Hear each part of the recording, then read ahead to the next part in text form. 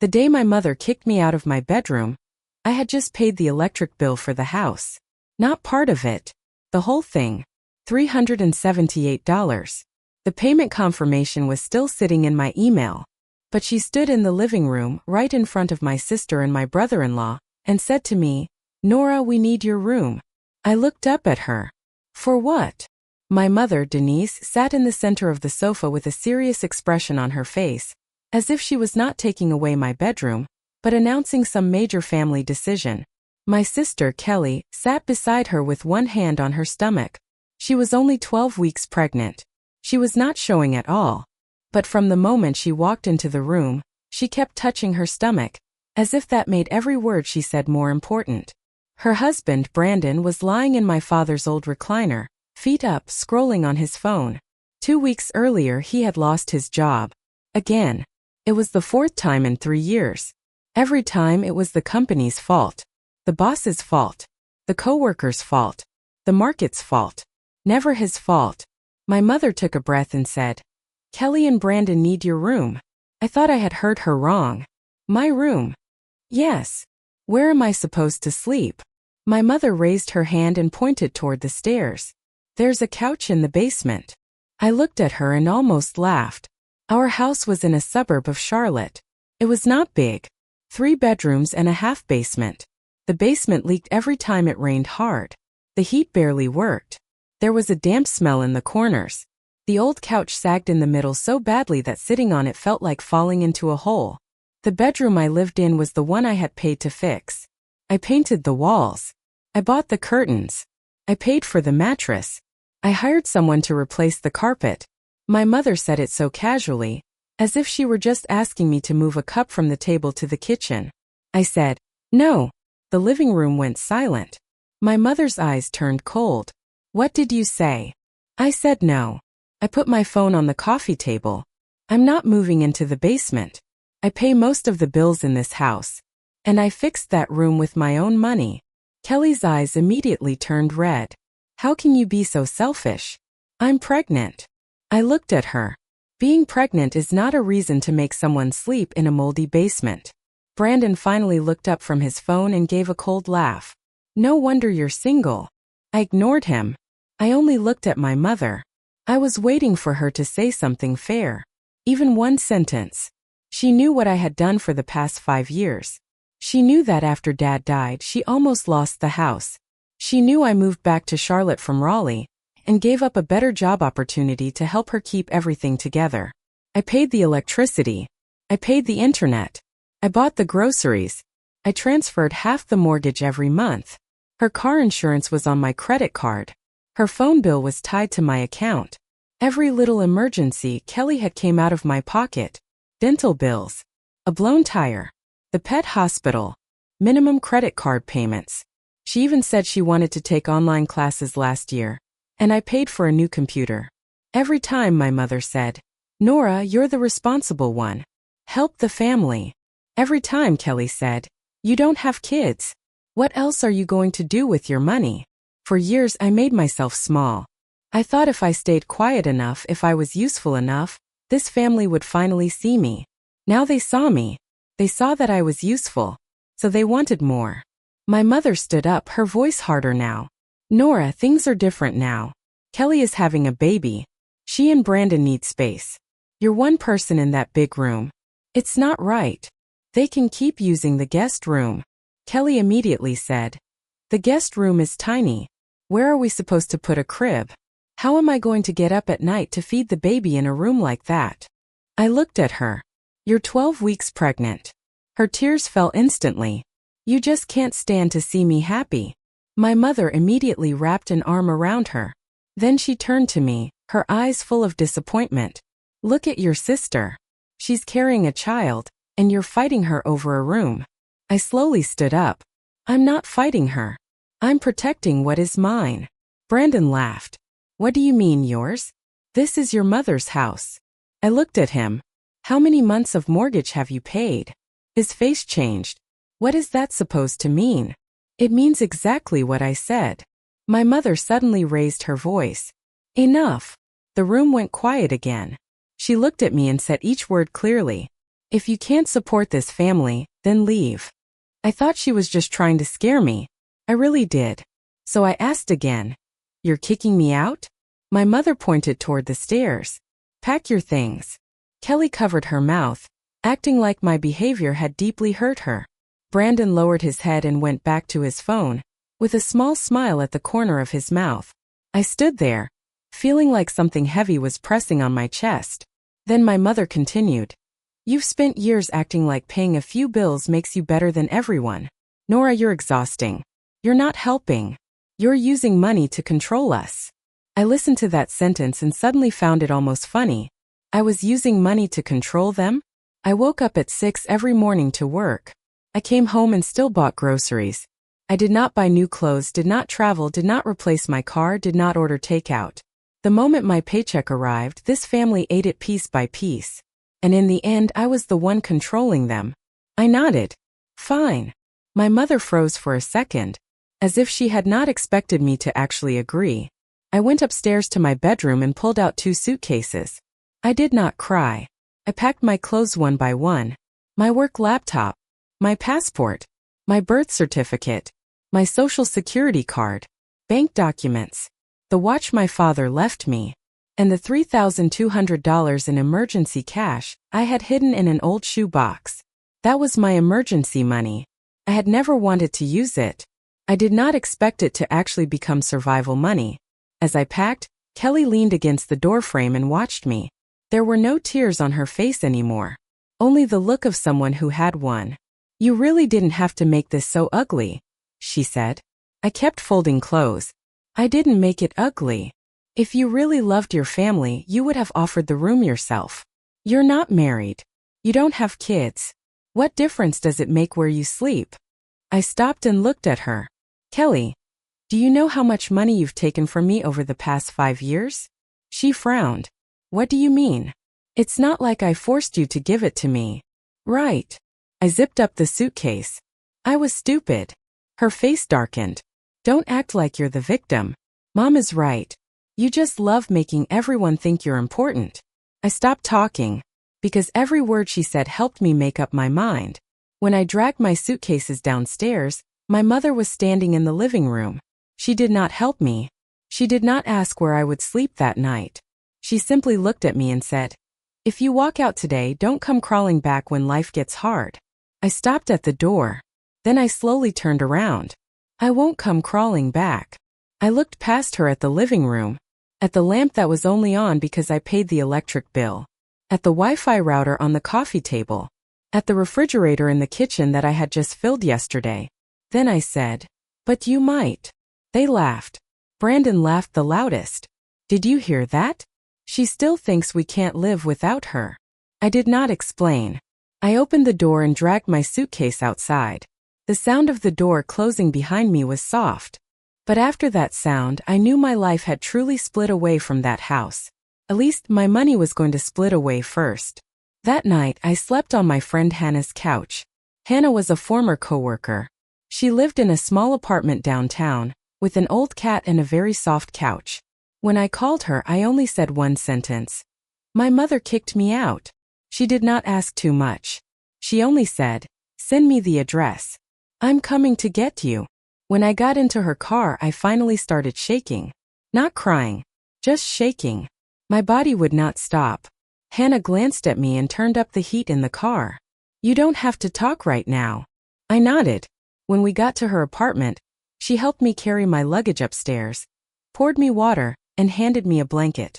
"You can stay for a while," she said. "Don't rush to find a place." I sat on the edge of the couch and finally spoke. "I can't stay here for free." She frowned. "Nora, you were just thrown out of your house." "I know. So maybe don't rush to be a good tenant right now." That sentence made my nose sting. No one in my family had spoken to me like that in 5 years. In their house, I was not a daughter, not a sister. I was an ATM. An ATM was not allowed to be tired. It was not allowed to refuse. It was not allowed to get sick. It was not allowed to have its own bedroom. I took a shower, changed into pajamas, and lay down on the couch. At 2 in the morning, I still could not sleep. I opened my phone and began handling the accounts. First, I canceled all automatic payments. Duke Energy electricity, Spectrum internet, water bill, mom's car insurance, the family phone plan, grocery delivery membership, streaming accounts. I did not stop the services that day. I simply canceled all future automatic payments. Then I changed the password on every account, changed the recovery email, changed the two-factor authentication to my private number. Many of those accounts were in my name. The reason was simple. My mother's credit was bad, and Kelly's was worse. A lot of services could only be opened under my name. They had enjoyed that convenience for 5 years. Now the convenience was over. Second, I logged into my bank account and canceled the monthly transfer I sent my mother for mortgage support. $1,400 every month. For 5 years it had almost never stopped. I looked at the cancel recurring transfer button for a long time. It was not that I could not let go of her. It was that I could not let go of the old version of myself. The version that believed if I just held on a little longer, my mother would love me. Then I clicked confirm. Third, I opened an encrypted folder. Inside was a scanned agreement. 5 years earlier, not long after Dad died, my mother almost lost the house to the bank. She cried and begged me to move back. I agreed to help her, but at that time I was working as an admin at a financial company. I had seen too many people lose everything because they loaned money to family without writing anything down. So I insisted on making a written agreement. It was not complicated. The basic meaning was, Nora Reed would pay Denise Reed monthly mortgage support. The money was a family housing preservation loan, not a gift. If Denise required Nora to leave the house, or if Nora no longer lived in the house, Denise would repay the traceable mortgage support amounts within a reasonable time. My mother was very unhappy back then. She said, "You don't even trust your own mother?" I said, "I trust you, so we should write things clearly and avoid misunderstandings later." In the end she signed. I signed. Mrs. Thompson from next door witnessed it. We even had it notarized at the bank. My mother probably forgot about it later. I did not. For the past 5 years, every transfer I sent had the same memo. Mortgage support loan. I opened the spreadsheet and started adding everything up. 5 years. 60 months. Some months I paid extra. Some months I helped cover late fees. Roughly calculated, just from the mortgage support alone, she owed me more than $89,000. That did not include electricity, internet, insurance, groceries, or Kelly's emergencies. I saved the data. Then I sent myself a backup. After that, I opened my phone photos and messages. I did not record the living room meeting. I had not expected to be thrown out. But I had text. Every message from my mother over the years saying, "Can you cover the mortgage this month first?" Every message saying, "The car insurance went up again, can you pay it first?" Every message saying, "Kelly's situation is special. You're her big sister, help her." They were all still on my phone. I had never deleted them. Before, I had not deleted them because I was lazy. Now, not deleting them meant I had evidence. At 6 in the morning, Hannah woke up and saw me still sitting on the couch typing. She froze. "You didn't sleep?" I couldn't. "What are you doing?" "Stopping their support system." Hannah looked at me. Then she nodded. "Good. Do you need coffee?" "I do." That day I took a day off from work. I did not go back to the house for the rest of my things. I did not text my mother. At 10 in the morning she texted me first. "Have you calmed down?" I looked at those 4 words and laughed. She called kicking me out, letting me calm down. I did not reply. 10 minutes later, she sent another message. "Kelly cried for a long time last night. You really hurt her." I still did not reply. At noon Kelly texted me.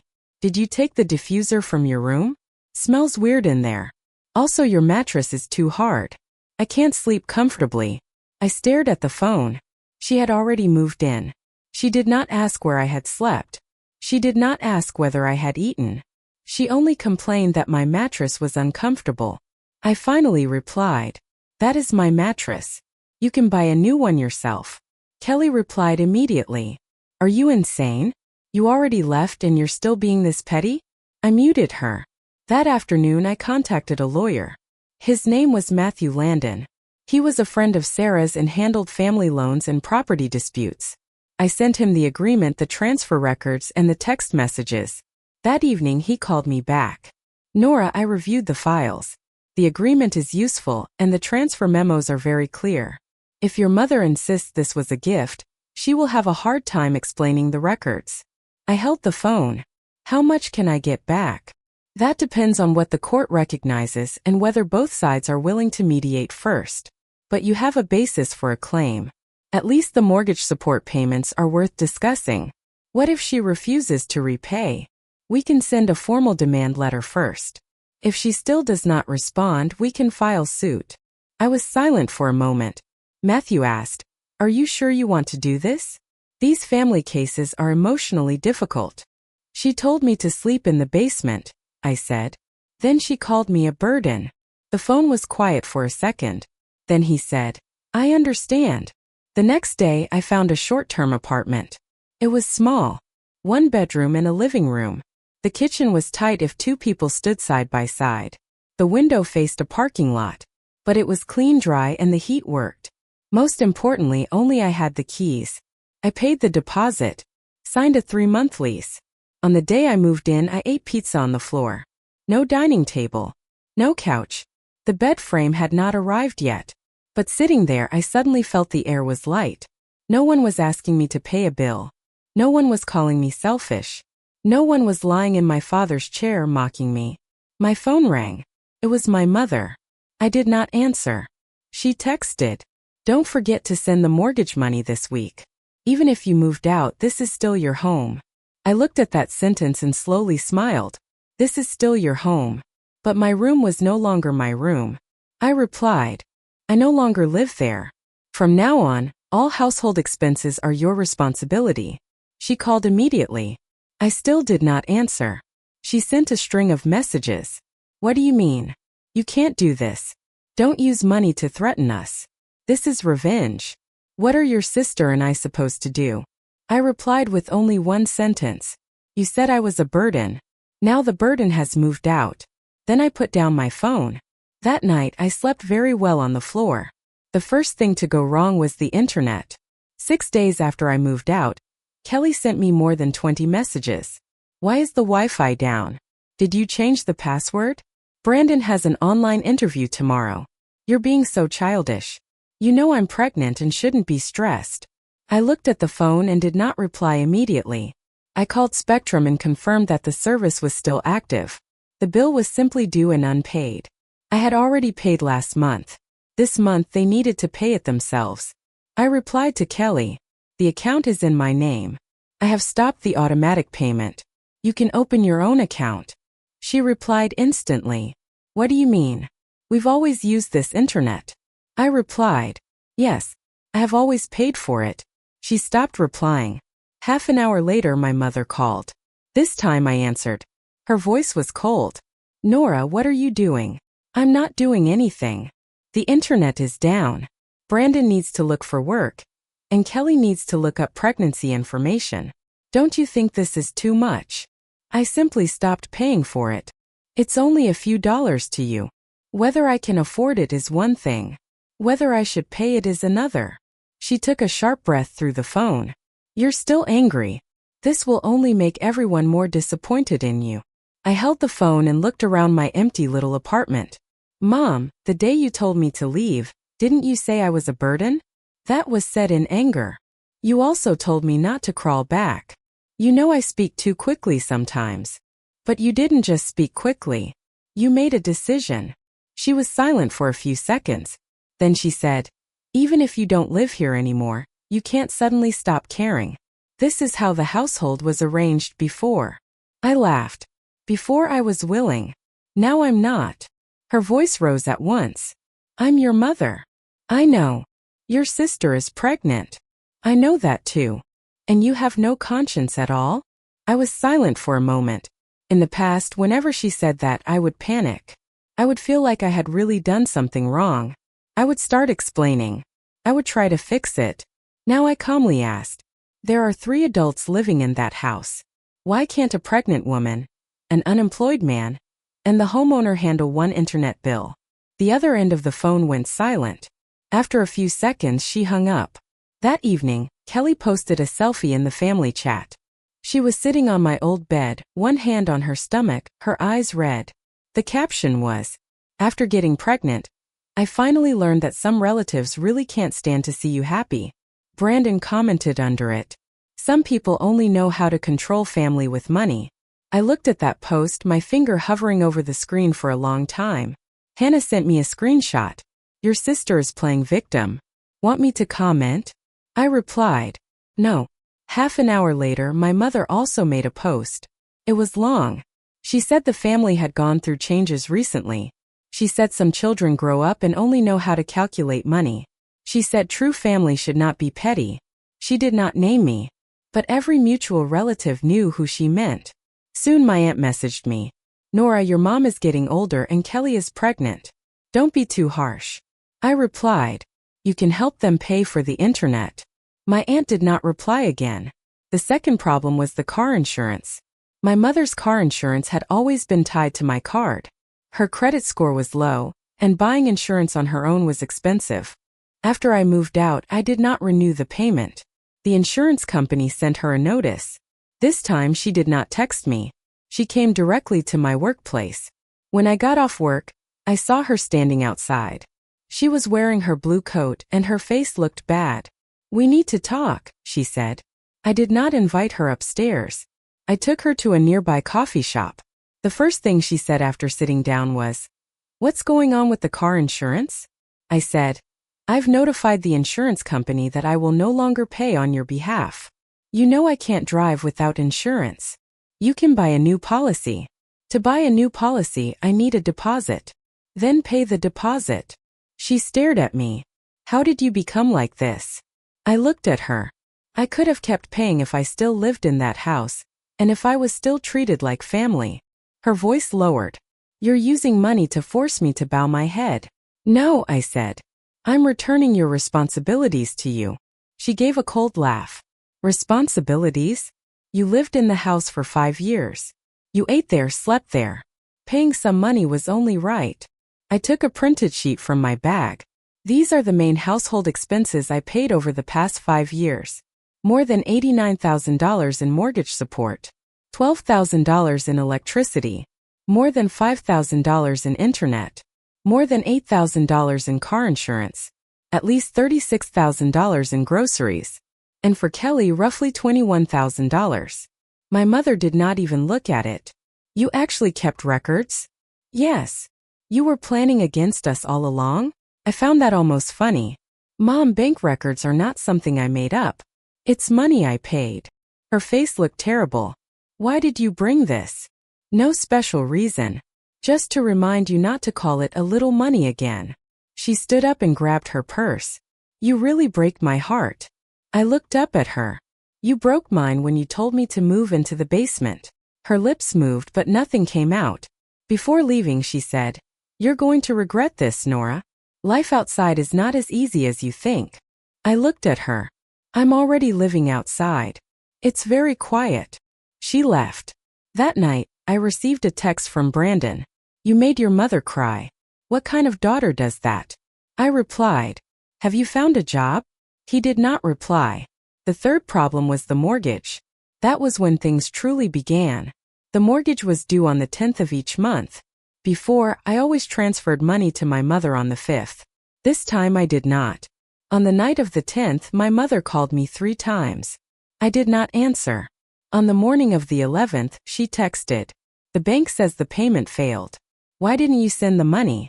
I replied, "I already told you. I will no longer pay expenses for that house." She replied, "You can't do this. That house has your memories too." I replied, "Kelly and Brandon are living in my room now." My mother called. This time I answered. She started crying immediately. "Nora, the mortgage cannot be late. It will hurt my credit." "Then pay it." "Where am I supposed to get the money? You know my retirement income is small. Kelly and Brandon live there.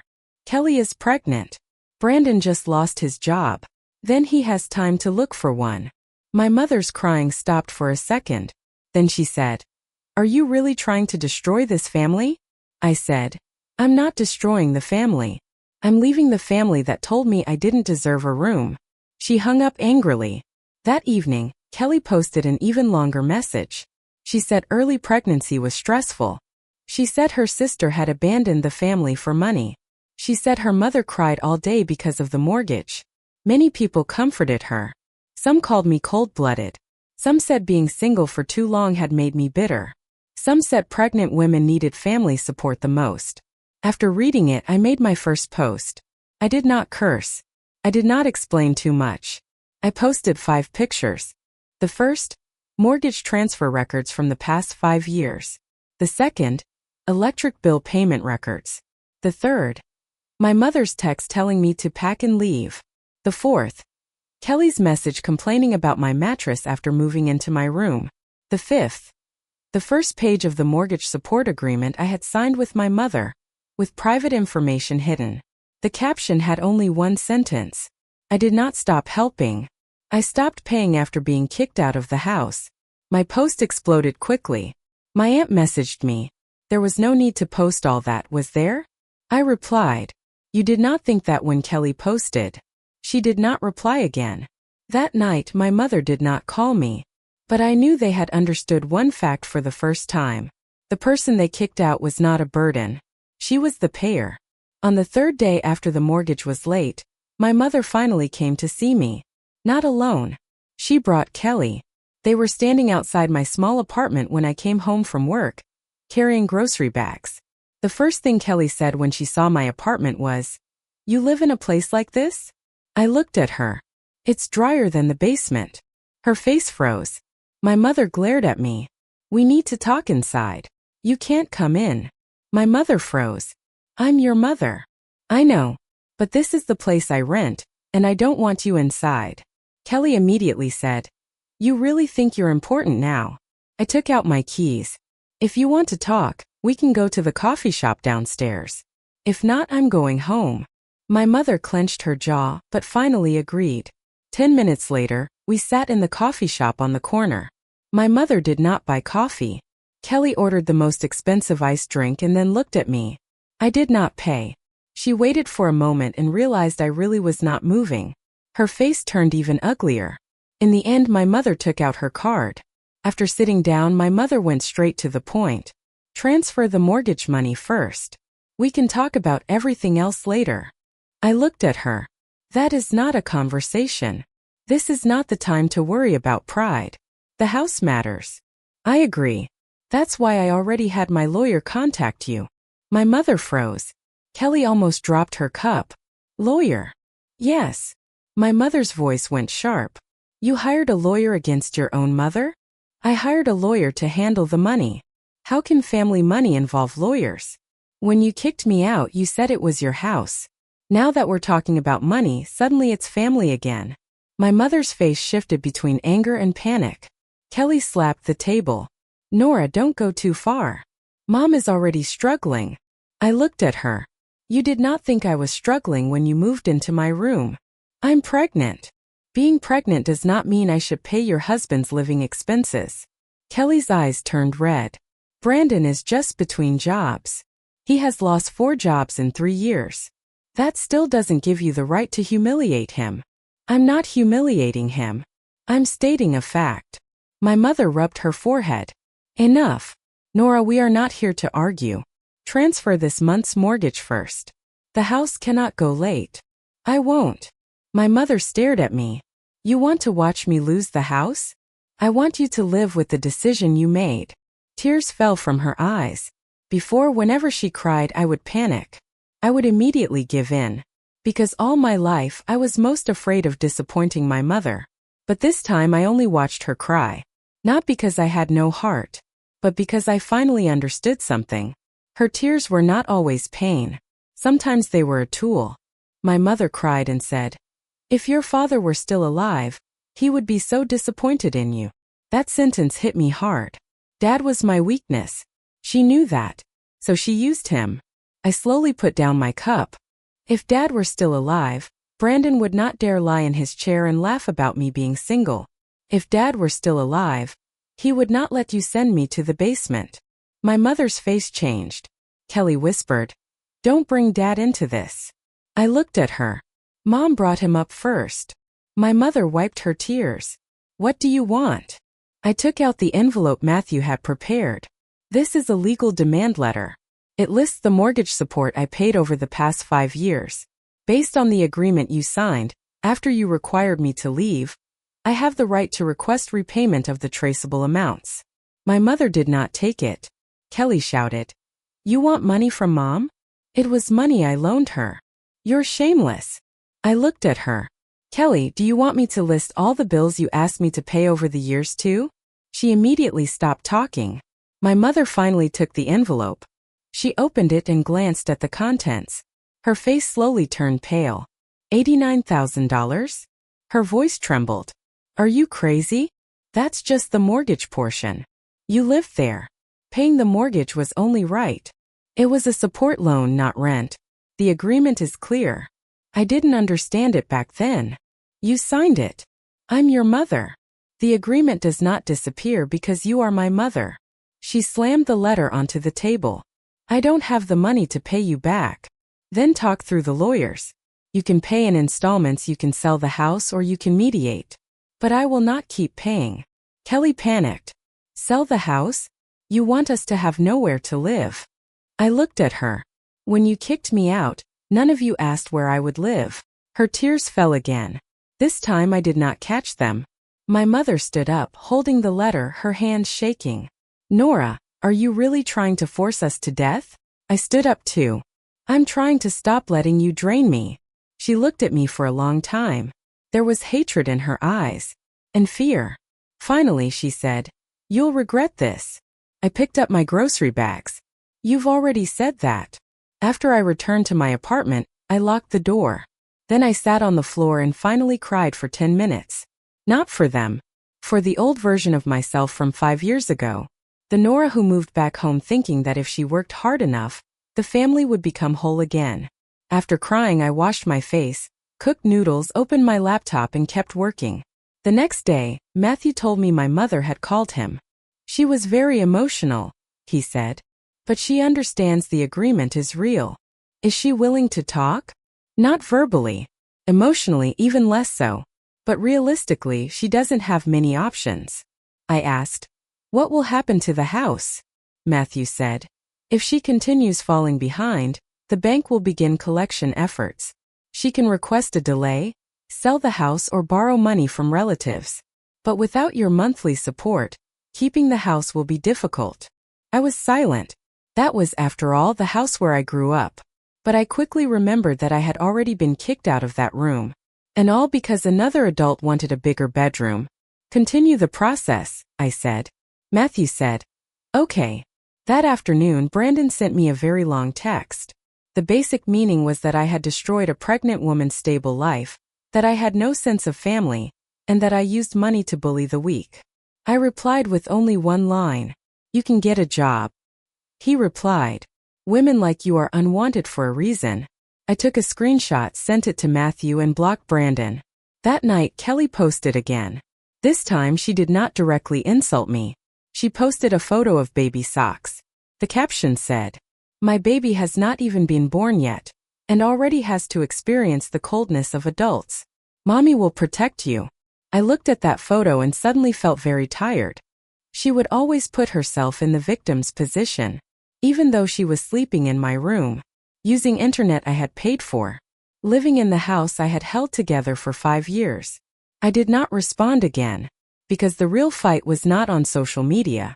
It was in bills, in legal demand letters, in bank notices. The electricity became a problem at the end of the month. I had called Duke Energy ahead of time and set the service under my name to end at the end of the month. Customer service asked whether a new resident would take over. I said, They probably will, but I will no longer be responsible for that address. I did not have them cut the power immediately. I gave my mother 3 full weeks to open a new account. She did not, because she thought I was only trying to scare her. On the last night of the month, Kelly texted me, The power is out. I did not reply. Then she sent, Everything in the refrigerator is going to spoil. Are you insane? I still did not reply. 10 minutes later, my mother called. I answered. She was almost shouting. Did you shut off the electricity? The electric service ended at the end of the month. Notices should have been sent to the house in advance. I thought those were junk mail. The bill said it clearly. You know there's a pregnant woman in this house. Then you should have opened a new account earlier. Her voice shook with anger. I can't. They want a deposit because my credit score isn't good enough. Then have Kelly or Brandon open it. Kelly can't handle stress right now. What about Brandon? She did not speak. I understood. Brandon's credit was bad too. My mother lowered her voice. Nora, restore the service first. I'll handle it tomorrow. No. All the groceries in the refrigerator. The ones I bought last month? The phone went quiet. I continued. Now they finally belong to you. You can be responsible for them.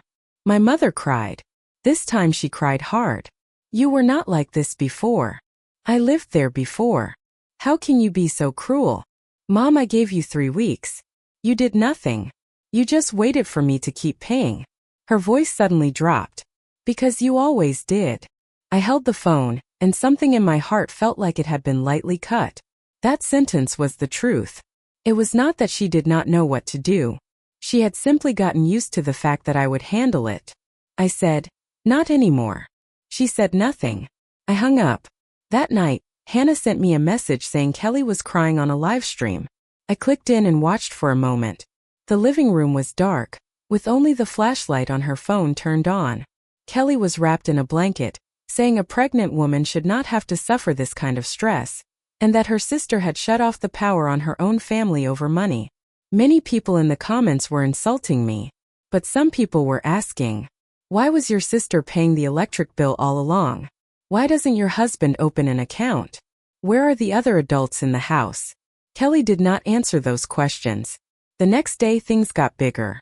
A distant relative shared screenshots of my previous post in the family group chat. People started adding things up. They slowly realized that over the past few years, whenever my mother said, the family is struggling right now, I was the one filling the hole.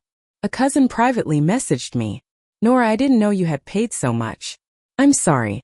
I misunderstood you before. I replied, it's okay. He said, your mom said you only helped once in a while. I looked at that message and found it funny. Once in a while. Monthly mortgage was once in a while. Monthly electricity was once in a while. Weekly groceries were once in a while. 5 years of once in a while almost erased my life. A few days later, my mother and Kelly finally opened a new electricity account. The deposit was $600. I do not know who paid it, but I know it was not me. Next came the water bill. Then the phone plan. Then the grocery delivery membership. Every time an account left my name, they had to face reality again. The services themselves were not always expensive, but deposits, credit checks, late fees, and reconnection fees added up quickly. Especially when Brandon still did not have a job. One day, Kelly suddenly called me. I hesitated, then answered. Her voice sounded exhausted. Nora, can I ask you something? Please don't hang up. Talk. Are you really taking the house to court? I'm trying to recover the money I loaned. What will happen to the house? That's something Mom has to discuss with the lawyer. She was silent. Then she said, I know what I said that day was awful. I did not respond. But I'm pregnant and I'm really scared. Her voice began to shake. Brandon has been in a bad state lately, and Mom cries every day. I don't know what to do. I listened to her. It was not that I felt nothing. She was still my sister. I had seen her baby photos. I had braided her hair. When she was little and afraid of the dark, she used to climb into my bed. But then she grew up and learned to treat my soft heart like a withdrawal button. I said, you can move out. She immediately said, we don't have money. Brandon can find a job. He's looking. How long has he been looking? She did not speak. I asked, Kelly, do you know where the $2,000 he borrowed from me last year went? He said it was for car repairs. She froze. What $2,000? He said your car broke down and that he didn't want you to know because you'd worry. I transferred him $2,000. Kelly's breathing changed. The car was never broken. I closed my eyes. Then you should ask him. The phone was quiet for a long time. Then she hung up. After that night, Kelly stopped posting on social media. Maybe she had finally started to see that Brandon was not just unlucky. He was living comfortably on everyone else's money. 3 days later, Kelly messaged me again. Do you have the transfer record from when you sent Brandon that money? I sent it to her. She replied with only 2 words. Thank you. I did not reply. Things at the house became more and more chaotic. My mother called me less. Maybe the lawyer had said something. Maybe she had finally realized that crying could no longer make me pay. Matthew updated me. Your mother contacted a lender. She wanted to refinance the house, but her income is too low and her credit score is not good enough. She may need to consider selling. I held the phone. She won't want to. What she wants is one thing. Whether she can keep the house is another. If she sells it, can I get my money back? If she agrees to repay you from the sale proceeds at closing, that's the simplest option. If not, we continue asserting your claim as a creditor. I looked out at the parking lot. Okay. That night, my mother sent me her first message that did not sound like an order. Nora, can you come back and talk? I looked at it for a long time, then replied, yes. I choose the location and my lawyer will be present. She did not answer. The next day, she replied with 1 word. Okay. The mediation was held at a small law office. Matthew was there. My mother brought a lawyer too. Kelly came. Brandon came as well. He wore a wrinkled shirt and sat down playing on his phone as soon as he entered, as if none of this had anything to do with him. My mother looked terrible. Kelly looked thinner with dark circles under her eyes. I did not ask how she was. Not because I did not care, but because I knew that if I showed concern first, they would treat it like a concession. Matthew placed the documents on the table. Today we will discuss 2 issues first. 1. The mortgage support payments Nora made over the past 5 years. 2. How the property will be handled going forward. My mother's lawyer looked exhausted. Maybe my mother had cried in front of him many times too. He spoke first. Ms. Reed does not deny that Nora contributed to the household over the years, but she believes these payments were mutual support among family members and should not all be treated as debt. Matthew nodded. We understand that position. However, we have a notarized agreement clearly stating that the payments were not gifts. He pushed the agreement forward. My mother did not want to look at it. She said quietly, "Back then I just wanted to keep the house." I said, "So did I." She looked up at me. I continued, "I came back to Charlotte to keep the house too. For you. For Kelly. For what Dad left behind." My mother's eyes reddened. "Then why are you doing this now?" "Because you kicked me out." She opened her mouth. I said, "If I had moved out on my own, I would not have used this agreement against you. But you told me to pack and leave. You called me a burden." At that moment, this stopped being family support. The room was quiet. Kelly lowered her head. Brandon was still scrolling on his phone. Matthew continued, "Based on current records, Nora's traceable mortgage support payments total $89,400. Other living expenses are not the main issue today." My mother immediately looked up. "There are others too?" Matthew said calmly, "If this proceeds to litigation, we reserve the right to make additional claims." My mother's face turned white. Brandon finally looked up. "You people are robbing her." Matthew looked at him. "Mr. Brandon, you are not the property owner, and you are not a party to the agreement. You may observe today, but please do not interrupt." Brandon gave a cold laugh. "I live there now. Of course I have a right to speak." Matthew looked at him. "Have you paid the mortgage?" Brandon did not answer. "Utilities?" Still nothing. "Insurance?" His face turned ugly. Kelly looked at him. That look was complicated. My mother's lawyer quickly tried to move on. "Let's return to the property," Matthew said. "The mortgage is currently late.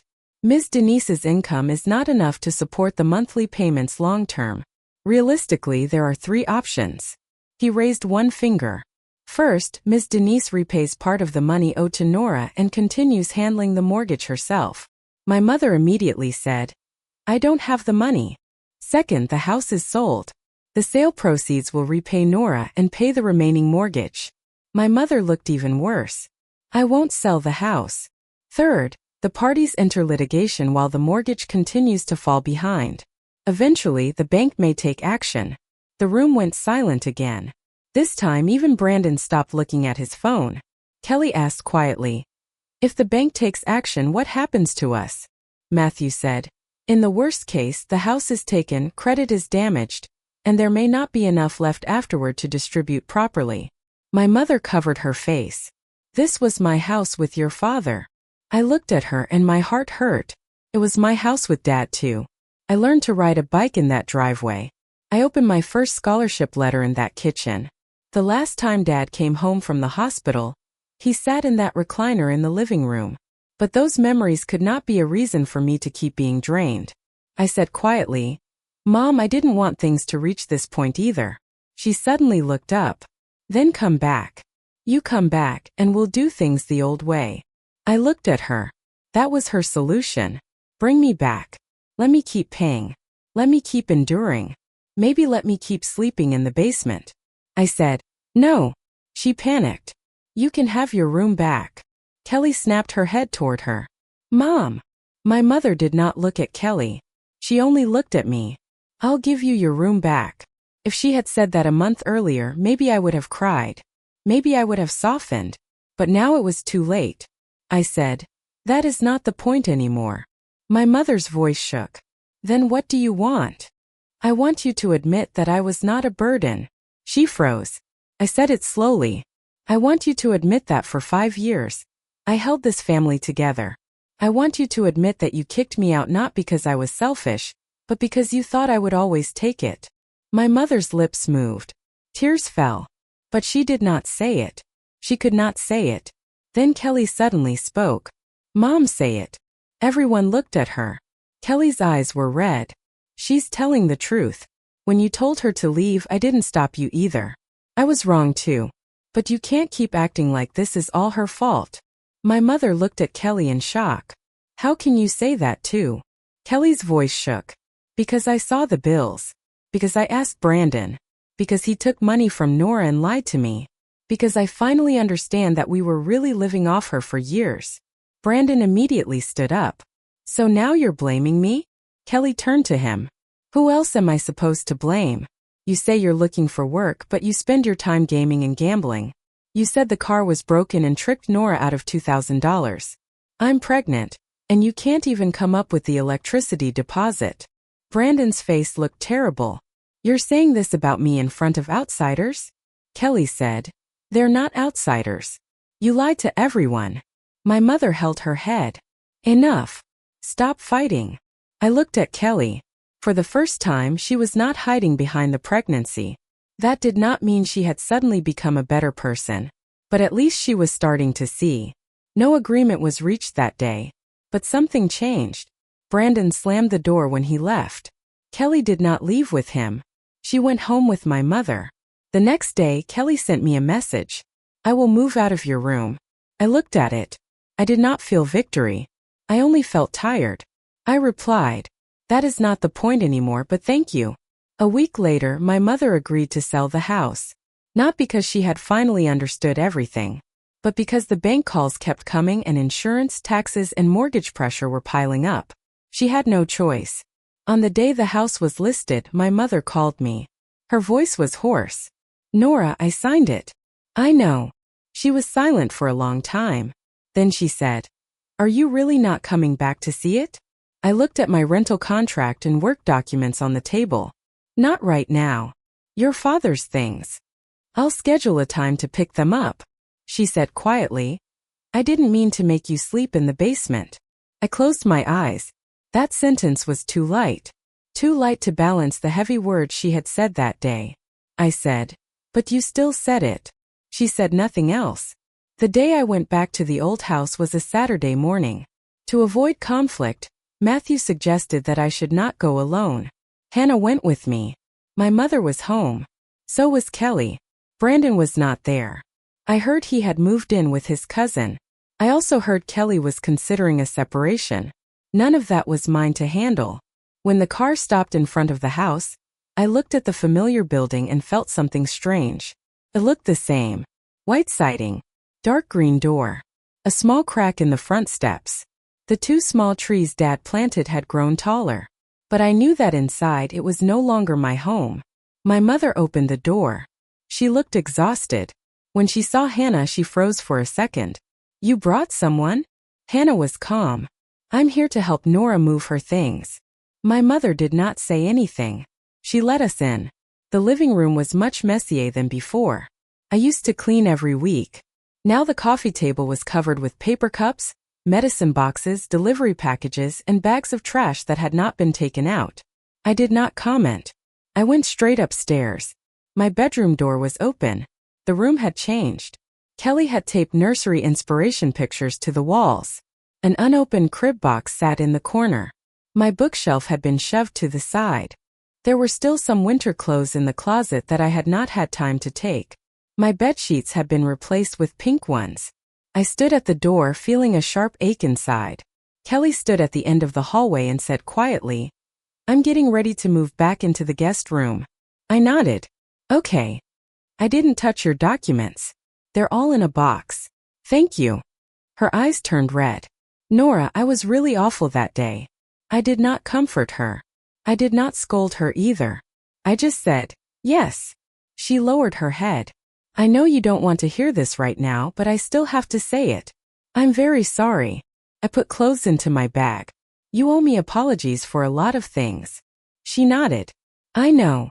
Don't use pregnancy as a shield again." Her tears fell. "I know. And after the baby is born, you can't rely on other people to save you. Especially not a man who does not want to work." She looked up at me. "I'm looking for part-time work. The doctor said I can do some remote customer service. I want to stabilize my own account first." That surprised me a little. "Good," she asked. "Can I ask you about organizing bills later?" I looked at her. "You can ask. But I won't pay them for you." She gave a bitter smile. "I know." My mother stood at the door and heard all of it. Her eyes were red too. But she still did not say the one sentence I most wanted to hear. She only asked, "Do you want your father's fishing hat?" I stopped. Dad had an old fishing hat. He wore it every time he went to the lake. I used to think it was ugly. After Dad died, I always wanted to keep it. But my mother said it should stay in storage for now. "Yes," I said. She took me to the basement. The basement was even damper than I remembered. There were water stains in the corners. The old couch still sagged in the middle. I stood there and looked at that couch. This was where they wanted me to sleep. My mother looked at the couch too. Her voice was low. "That day, I shouldn't have told you to sleep here." I said nothing. She continued. I panicked. Kelly was crying. Brandon had lost his job again. My mind was a mess. I turned to her. "Your mind was a mess, so you chose the easiest person to sacrifice." Her tears fell. "I know." That was the first time she said, "I know." Not an excuse. Not a question. Not telling me I was too sensitive. Just an admission. Something inside me moved. But it was not enough. She said, "Nora, you really helped me a lot over the years." I looked at her. "Not a lot." She raised her eyes. I said, "Almost everything." She broke down crying. This time I did not hand her tissues. Kelly stood at the stairs and silently handed her a box. I found Dad's fishing hat in his old toolbox. The toolbox was heavy. Hannah helped me carry it to the car. Before leaving, my mother stood at the door, gripping the door frame. "People may start coming to see the house next month." "Okay." "The lawyer said if the sale goes smoothly, part of the money will be used to repay you first." "I know." Her lips moved. "After you get the money, will you completely stop speaking to us?" I looked at her. That was a question she would never have asked before. Before, she assumed I would always be there. Now she finally knew I could leave. I said, "I don't know." Her face turned even paler. I continued, "I won't pretend nothing happened. But if you want to speak to me in the future, don't start with money." My mother nodded. "Okay." Kelly walked out and stood beside her. She said, "I'll list what I owe you, even if I can only repay it little by little." I looked at her. "Take care of yourself and the baby first." She nodded. "I will." When I drove away, I did not look back. Hannah sat in the passenger seat and asked, "Are you okay?" "I don't know." She did not push me. After a while she said, "You were strong today." I shook my head. I wasn't strong. I just finally didn't let myself walk back. That night I put Dad's fishing hat on the bookshelf in my apartment. Looking at it I cried for a while. After crying I opened my laptop and paid my own electric bill, my own internet bill, my own rent. Every payment only had to do with me.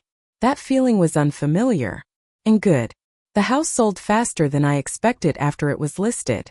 Home prices in Charlotte had risen a lot in those years. The house was old, and the basement had problems, but the location was good and the school district was decent. 2 weeks later an offer came in. A young couple. They were willing to accept the house as is, only asking for a basic inspection. First my mother wanted to ask for more. She still thought the house was worth more. The agent told her directly, "With the basement water issue unresolved, this is already a good price." My mother did not insist anymore. Before closing my mother called me several times. Not about money. She asked whether I wanted a certain plate from the kitchen, whether I wanted Dad's old photo albums, whether I wanted the Christmas decorations in the attic. Each time I answered briefly, "Yes, no, leave that for now." Our relationship became strange. Not close, but not completely hostile anymore either.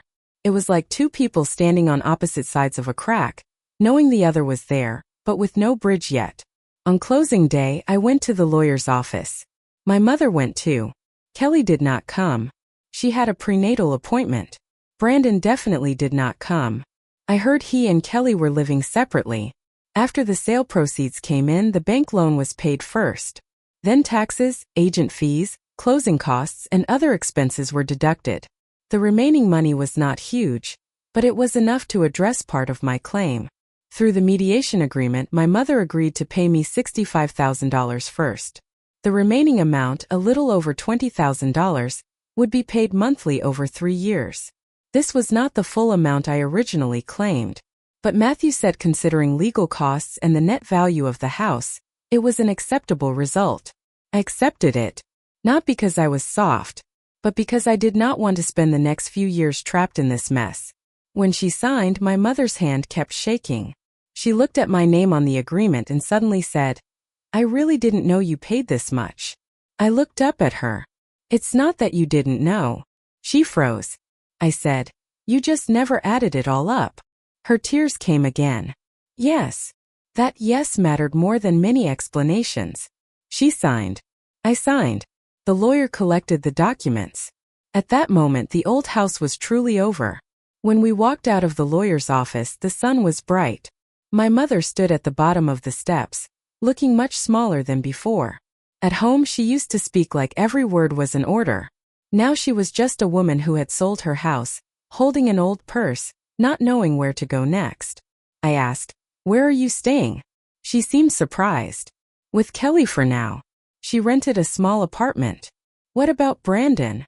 My mother's expression was complicated. "They may separate for a while." "Okay." She looked at me as if she wanted me to say something. I did not. She said quietly, "Kelly has changed a lot lately. She's keeping track of expenses and doing remote customer service." "That's good." She said after the baby is born, she wants to raise her on her own. Then she needs a plan. My mother nodded.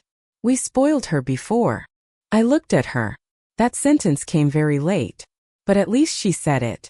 Then she said, "And I used you up." My fingers moved slightly. She looked at me, tears falling. "Nora, I treated your responsibility like you didn't feel pain.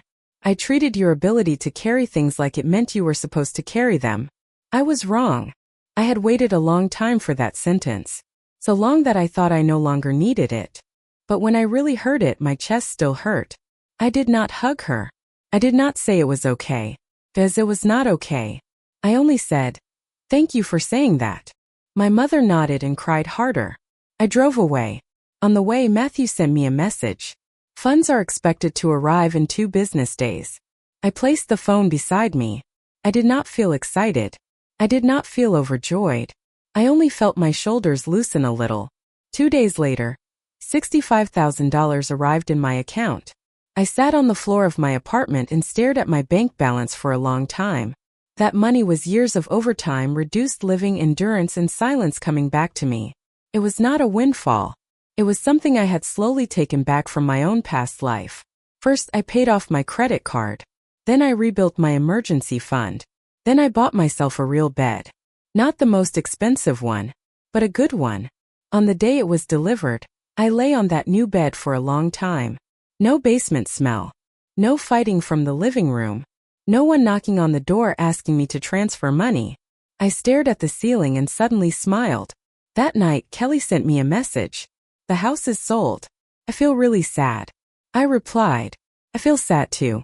After a while she said, but maybe this is what we needed to face. I looked at that sentence. I felt like she really was changing. Then she sent, I got my first customer service paycheck today. It isn't much, but I earned it myself. I replied, good. Save part of it. She replied, I already wrote it down. I understand a little now what you used to say. I did not reply again. But my heart was not as tight as before. A week later, my mother moved into Kelly's small apartment. 2 bedrooms and a living room. My mother took the smaller room. Kelly took the main bedroom.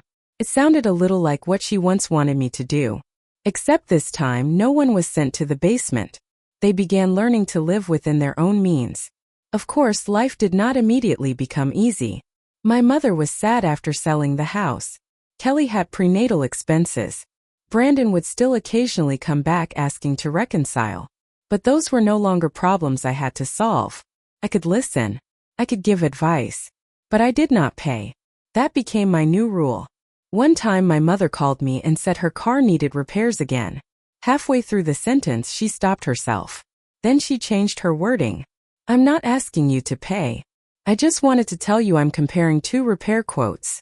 I held the phone feeling complicated. You can send me the quotes.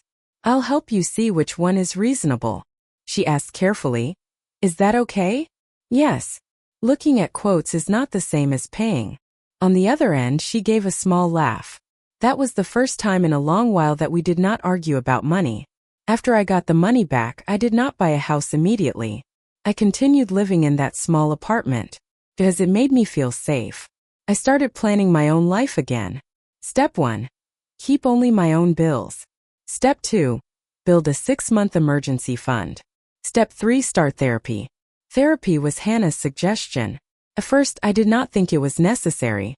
I always thought that as long as I could work, eat, and sleep, I was fine. During my first session, the therapist asked me, when did you start feeling that love had to be proven with money? I could not answer. Later, I slowly remembered many small things. When I was little, Kelly wanted new shoes and my mother said, Nora is responsible. Let your sister have them. In high school, I wanted to attend a summer program. My mother said there was not enough money, then paid for Kelly's dance class. In college, I worked part-time to buy textbooks. My mother said, you're the one I never have to worry about. When Dad was still alive, he would secretly slip me $20 and say, buy something you like too. After Dad died, no one reminded me that I was allowed to like things too. I had turned being responsible into my identity. I had turned being useful into my value. That was why it hurt so badly when my mother called me a burden.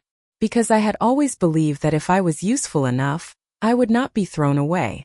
The therapist said, you were not hurt because you were useless. You were hurt because you were so useful that they got used to using you.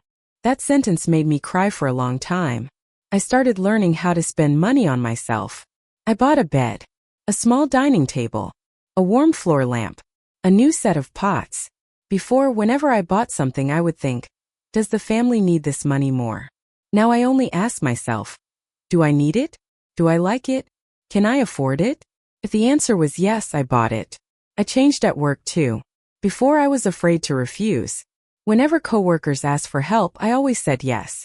Whenever my boss added last-minute tasks, I always carried them. Because I was too used to being the reliable one. Now I started saying, I can't do that today. Tomorrow works. I started saying, that isn't part of my role. We need to redistribute it. I started saying, if this needs to be urgent, we need to adjust the priority of other projects. To my surprise, the company did not collapse because I refused. My coworkers did not hate me either. My boss even said, Nora, your boundaries have become clearer lately. The projects are actually moving better. So boundaries were not coldness. Boundaries told people where they were not allowed to step. 3 months later, I was promoted to operations supervisor. An 18% raise. My boss said, "You are steady, detail-oriented, and you can spot risks other people miss." I sat in the office listening to that sentence and almost wanted to laugh. Of course I could spot risks. I had lived in a house full of risk for 5 years. That night, I did not tell my mother first. I told Hannah first. She bought a small cake and stuck a candle in it, to celebrate Nora no longer being the free ATM. I laughed so hard. Later, I did tell my mother. She was happy. Halfway through speaking, she paused. "I'm proud of you." She did not say that often before. I held the phone and said softly, "Thank you." Then she said, "I'm not proud because you can earn more money." I said nothing. She continued, "I'm proud because you did not let us drag you down." My eyes suddenly warmed. She did not say it perfectly, but I knew she was trying. Kelly's baby was born in the fall. A girl. Her name was Ava. Kelly did not let Brandon into the delivery room. My mother was with her. I went to the hospital too. Not because everything had been erased, but because the child had done nothing wrong. Ava was tiny, with a wrinkled little face, but her cry was loud. Kelly held her and looked at me. "I won't let her grow up thinking love means giving until there's nothing left," I said. "Then start with yourself." She nodded. "I know. Brandon came to the hospital once and caused trouble. He said he was the father and had the right to see the baby. Kelly called security through the nurse.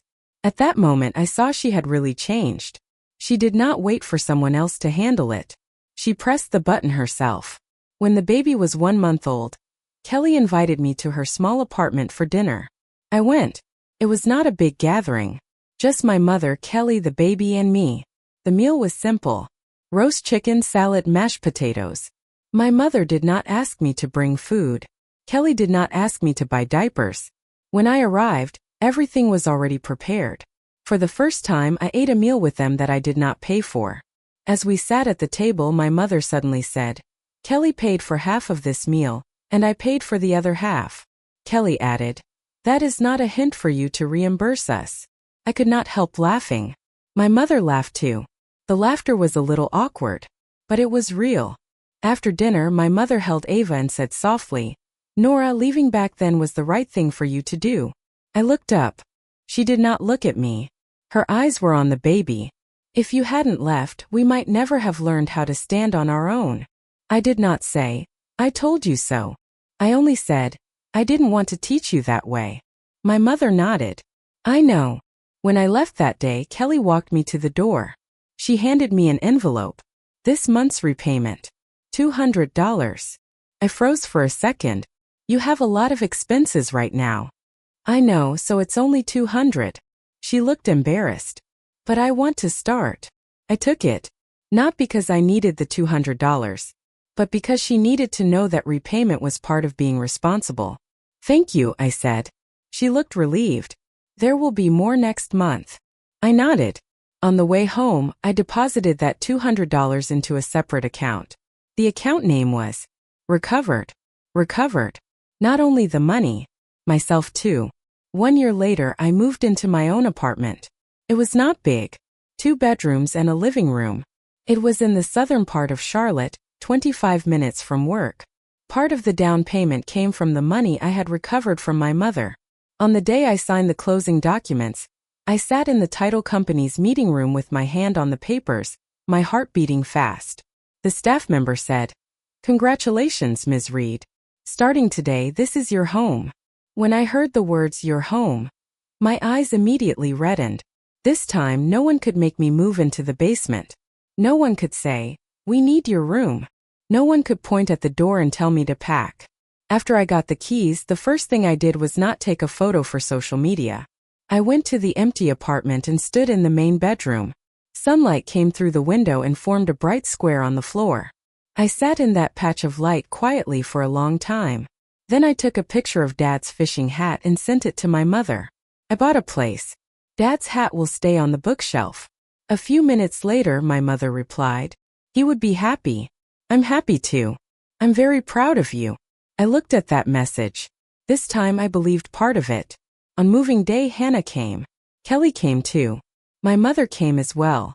First, I was not sure I wanted them there. But Hannah said, "Let them carry boxes. It's symbolic." She made me laugh. Kelly had Ava with her and could not lift heavy things, so she handled labels. My mother carried several boxes of books. Halfway through, she was out of breath and said, "Why do you have so many books?" I said, "I didn't have space for them before." She paused, then said softly, "Now you do." I nodded. Now I do. My new place did not have much furniture, but every piece was chosen by me. A gray sofa, a wooden dining table, white bedding, a large desk. My mother stood at the door of the main bedroom for a long time. "This room is bright." "Yes." "Better than the old one." "Yes." Her eyes reddened a little. "Nora." I looked at her. She said, "I'm sorry." She had said sorry a few times before, but this time she said it in my room. Not her house. Not a coffee shop. Not a lawyer's office. My room. I said, "I hear you." She nodded. She did not ask me to say I forgave her. That was progress. After the move, I ordered pizza for everyone. Kelly placed Ava on a baby mat. Ava kept staring at the ceiling light as if she had discovered something amazing. Kelly smiled and said, "She likes your place." I looked at the baby. "She has good taste." My mother laughed. That night, after they left, I sat alone in the living room. The lights were paid by me. The internet was paid by me. The mortgage was paid by me too. This time I felt peaceful paying it, because every dollar was supporting my life, not buying someone else's entitlement. A few months later, Thanksgiving was approaching. My mother called me. Her voice was a little nervous. "Do you want to come to our place for dinner this year?" She and Kelly now lived not far from me. Kelly had officially separated from Brandon and was going through the custody process. My mother had also found a part-time job as a receptionist at a community library. They were not rich, but at least everyone was doing their part. I did not answer right away. My mother quickly added, "We're not asking you to bring food, and we're not asking you to pay. We just want to invite you to dinner." I sat in my office and looked out the window. That sentence sounded simple, but for our family it was not simple at all. I asked, "Who is cooking?" My mother said, "I'll make the turkey. Kelly will make mashed potatoes. We'll buy a small dessert. The budget is enough." I smiled. "You're reporting the budget to me?" She sounded embarrassed. "I just want you to know we have it handled." I thought for a moment. "I'll come, but I won't stay too late." "Of course," my mother said quickly. "You can leave whenever you want." On Thanksgiving Day, I brought a bouquet of flowers. Not a dish. Not money. Just flowers. When I walked in, Kelly was busy in the kitchen, and Ava was sitting in a baby chair, slapping the table. My mother looked up from the oven and saw the flowers in my hand. She froze. "Why did you bring flowers?" "Guests bring flowers." Her eyes immediately became wet, because we both understood. I was a guest. And family. But I was not the payer. That meal was quiet. No one mentioned money. No one mentioned the old house. No one mentioned the basement. Halfway through the meal, Kelly raised her glass of water. "I want to say something." My mother looked at her nervously. Kelly looked at me. "Last year, I thought you leaving the house meant you were cruel. Later, I realized we had just gotten too used to taking from you." Her voice shook a little. "Now that I'm raising Ava, I understand how hard it is for one person to hold life together. I shouldn't have treated you the way I did." I looked at her. "Thank you for saying that." My mother raised her glass too. "I want to say something as well. I used to think you were the most responsible, so I gave you the least care. Looking back now, that was very unfair." I looked down at my plate. The turkey was a little dry. The mashed potatoes were a little salty. But in that moment, the meal felt better than many expensive dinners I had eaten before. I did not cry. I just raised my glass. From now on, everyone pays their own bills. Kelly laughed. My mother laughed too. "Yes," my mother said. "Everyone pays their own bills." We clinked glasses. The sound was soft. But for this family it was a very loud sound. After dinner, my mother asked if I wanted leftovers. I said, sure. A little turkey. She immediately packed a box. Only turkey.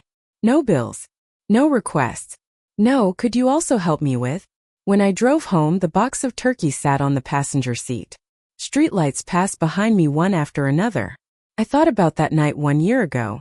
I stood at the door with my suitcase. My mother said, don't come crawling back when life gets hard. I said, you might. At the time, I thought real satisfaction would be them crying and begging me to come back and pay. Later, they did beg. But now I understood something else. The bigger satisfaction was not watching them bow their heads. It was no longer needing them to bow their heads to prove that I had value.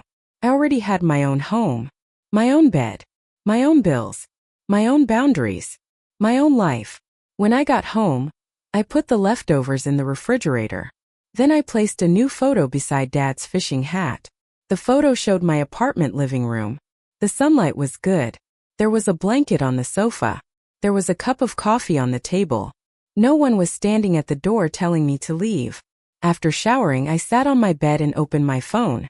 My mother had sent a message. Thank you for coming today. I was very happy that you came. Not because you brought anything, just because you came. I looked at that message. After a long time, I replied, I was okay too. Not, I was happy too. Not, I forgive you.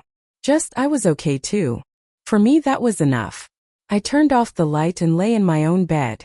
Outside the window, everything was quiet. No sound of water in the basement. No fighting in the living room. No one waiting for me to pay a bill. I closed my eyes and suddenly thought of the night I was kicked out. Back then I thought I had lost a home.